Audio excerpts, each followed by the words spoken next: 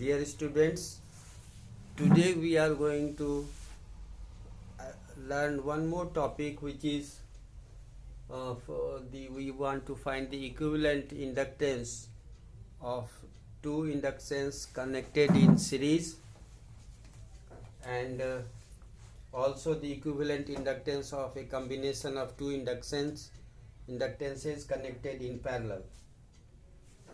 Now let us start. We assume that L1 and L2 are two inductance coil and they are connected in series, and the equivalent inductance of this combination of series combination of L1 and L2, we take it as L series. So now it is very much obvious that potential drop across L1 and L2 together must be equal to potential drop, sum of the potential drop across the individual L1 and individual L2. So therefore we can write E is equal to total potential drop across the combination must be equal to the potential drop across in first inductance coil L1 plus inductance coil L2. We already know that potential drop across inductance coil is given by L di by dt, and if the combination is having equivalent inductance as L series, we can write L series di by dt. The same current flows through each of the coil as it is a series combination, so we can write L series di by dt equal to L1 di by dt, because same current is flowing through L1 and through L2 and in the circuit. So we can write L series di by dt is equal to L1 di by dt. This is potential drop across L1 plus L2 di by dt. This is potential drop across L2. Now you see di by dt is common in all these terms, so we cancel this and we are left with the expression for L series, which is the algebraic sum of the individual inductance. Well, you see, when you compare it with the combination of resistances, you find the similar expression for it. For series combination of inductance, we also get the similar expression. Now we switch over to the parallel combination of inductance coil. What you see is we have taken two inductance coil L1 and L2 connected in parallel to each other. Then it is very much obvious from the parallel combination that whatever current is drawn from the source will be divided into two parts,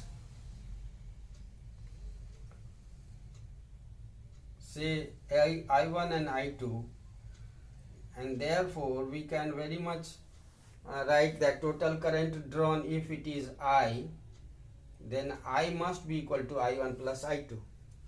So we can write the total current drawn by the parallel combination of inductance is equal to I1 plus I2, where I1 is the current flowing through the inductance coil L1 and I2 is the current flowing through the inductance coil L2.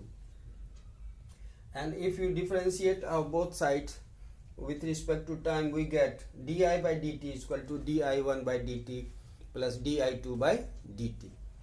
Now we have already seen that potential drop is equal to L di by dt, therefore di by dt is equal to potential drop by L. So we can write potential drop, net potential drop across the circuit, E divided by L, equivalent value of the inductance coil L parallel, is equal to E divided by L1 plus E divided by L2. Because we are using here E is equal to L di by dt, therefore we can write di by dt is equal to E upon L. So using this relation, we put the value of di by dt, di1 by dt and di2 by dt. We get E by L parallel is equal to E by L1 plus E by L2. Here you see E is common on both the sides.